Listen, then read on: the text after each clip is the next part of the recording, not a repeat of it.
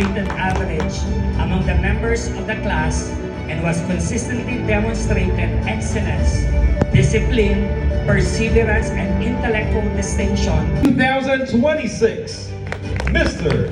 or Dr. Shandine Kyle A. Victorio.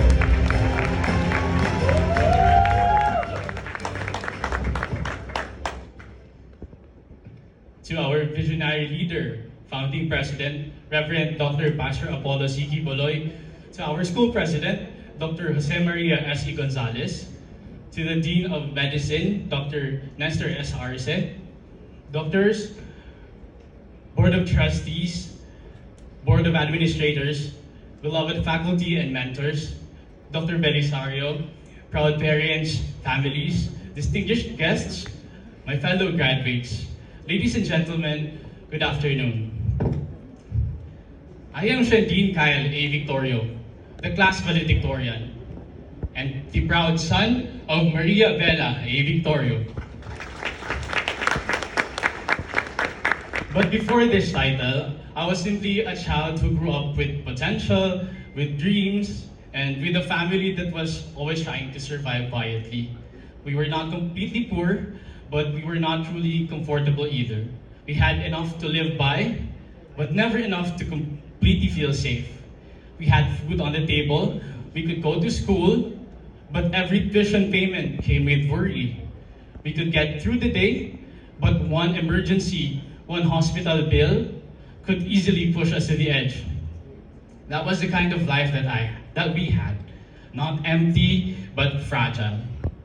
And as a child, I did not fully understand that yet. I only knew that people often told me I had potential.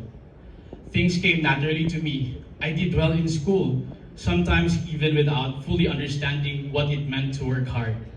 I was always excelling, always expected to do well, always seen as someone who could go far.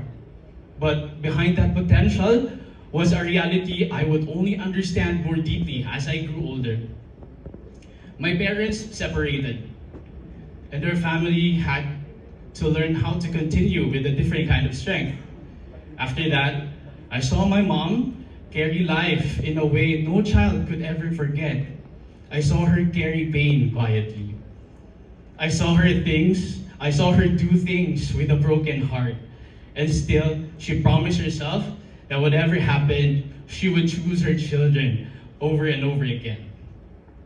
I saw her stretch a salary that was never enough for 5 children. I saw her borrow. I saw her sacrifice. I saw her save face just so we could eat 3 times a day, pay tuition, and continue dreaming. There were things she needed, but never bought. Even something small, even something worth 200 pesos, she would think about it over and over again because she knew that our needs were always more important. Our school, our food, and our future. That is how selfless my mom is. And because I saw that, I made a promise to myself. I told myself, I will win.